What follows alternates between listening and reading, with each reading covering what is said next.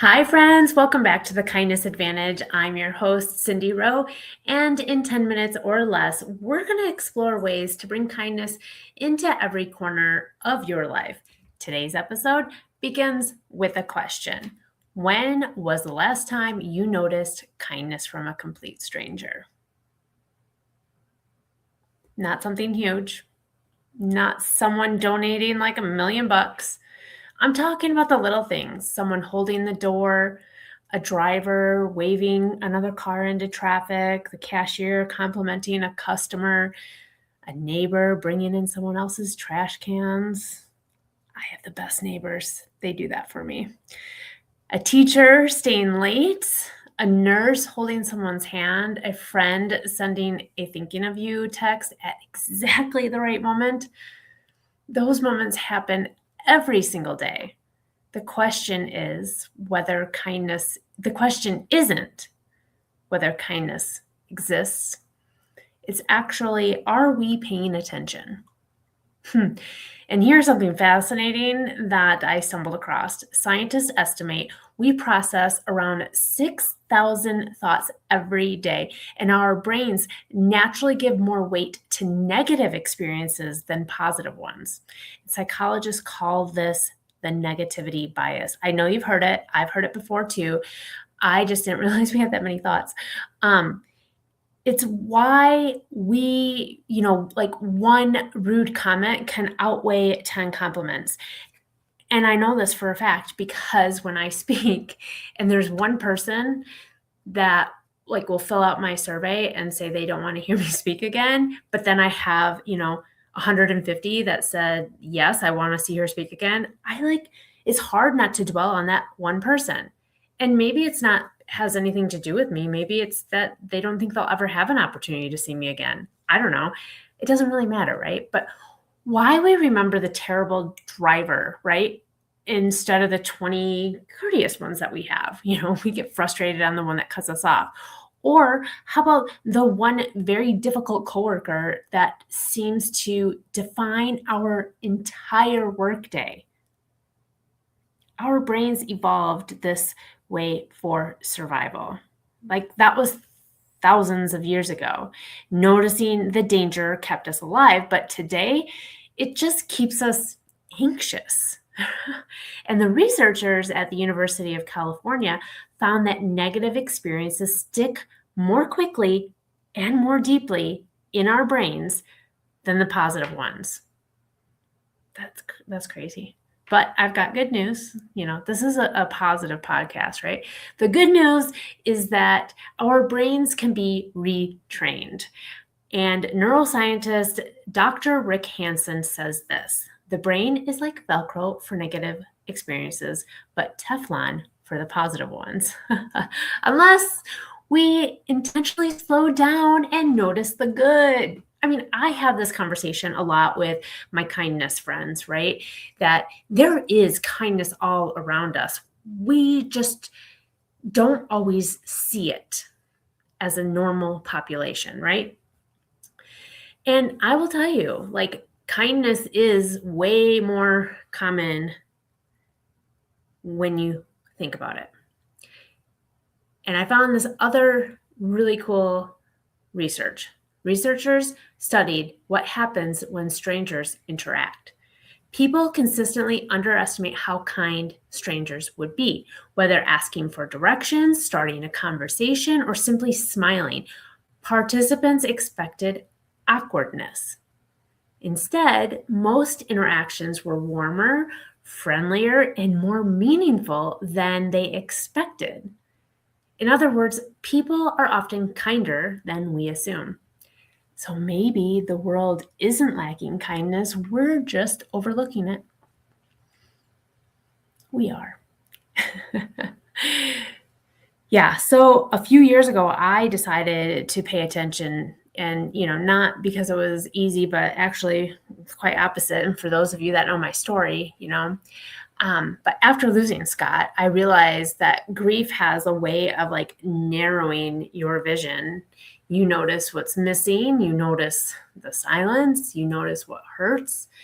And while all of that is real, I also started noticing other things, like when somebody would buy somebody else's coffee, a stranger smiling at me, right? My friends checking in, a waitress that lingered just long enough to ask, how are you really, right? Those are tiny moments. Most people would have forgotten them 5 minutes later, but I didn't, because I needed proof that goodness still existed. And once I started looking, I couldn't stop seeing it. Still don't. One act of kindness does not stay with that one person. Researchers at UCLA have found that witnessing kindness can trigger the release of oxytocin, which is called the love hormone. This is witnessing, not even being the person that received or gave kindness. And other studies have shown that simply observing generosity increases the likelihood that will help somebody else. Think about that one. You don't even have to receive kindness. Just seeing it changes you. Kindness spreads. Kindness is contagious. You've all heard of that, right?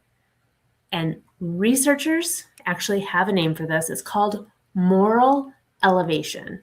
It's that warm feeling you get when you watch someone help another person.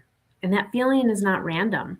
It's your brain saying, do more of this. We like this. So I have, 3 ways that you can train your brain to naturally notice kindness, not necessarily focus on all the problems. So number 1, play kindness detective, right? Tomorrow, let's try this tomorrow. Look for 5 acts of kindness throughout the day. And you'll probably find more, but just look for 5. And that could be someone letting another person merge into traffic, or a coworker offering help, or someone laughing with a child, a compliment, someone picking up litter. And once you start looking, you'll see it everywhere. It's just like the thing, like when you start liking a vehicle and then you buy the vehicle, then you see it everywhere. But before that, you never did, right? Number 2, tell someone. Researchers found that sharing positive experiences help reinforce them into our memory. So instead of ending dinner by talking about everything that went wrong, maybe you reframe it and say, what's one kind thing you saw today? Imagine if families asked that every evening. And the third one I have, become part of someone else's story. Somewhere today, you are going to become part of someone else's story. The cashier who smiled, the stranger who held the elevator, the coworker who noticed they were struggling. What kind of story will you become? And Mr. Rogers, right? He has a ton of quotes, but this one, I think really fits into the message here today. And he said this: when I was a boy and I would see scary things in the news, my mother would say to me, look for the helpers. You'll always find people who are helping. And I love that quote, but I want to expand it. Not just look for the helpers, but look for those encouragers. Look for the listeners. Look for the people who are quietly making someone else's day a little easier, because they are everywhere. You just have to notice them. So here's what I hope you take away from today's episode. The world is not perfect. And in fact, it's in a disarray right now. There's a lot of pain. There's a lot of division. There's terrible headlines. And I'm not asking you to ignore those things, but I'm asking you to not miss everything else. While the headlines often spotlight what's broken, kindness quietly keeps showing up everywhere you look, in grocery stores, sidewalks, hospitals, schools, offices, coffee shops, neighborhoods, every single day. And the more you notice it, the more hopeful you become. And the more hopeful you become, the more likely you are to create it yourself. So here's your challenge, folks. Become a kindness detective. Notice 5 acts of kindness every day. And maybe you could even write them down. I actually have a journal for my kind acts that I've seen and witnessed, and stories that I've witnessed as well. So if you do that, I have a feeling that you'll start seeing this world of ours a little bit differently. So if this episode, encouraged you, I would love for you to share it with somebody else, reminding them that kindness is everywhere. You have to keep looking for the kindness, because once you start seeing it, you'll realize that it was there all along. I appreciate you. I thank you for listening. And if you haven't yet, please give me a follow, subscribe, and that 5-star review really means a lot to me. And I'll end it like I end it every time. Together, we create waves of change through kindness. Thanks for listening.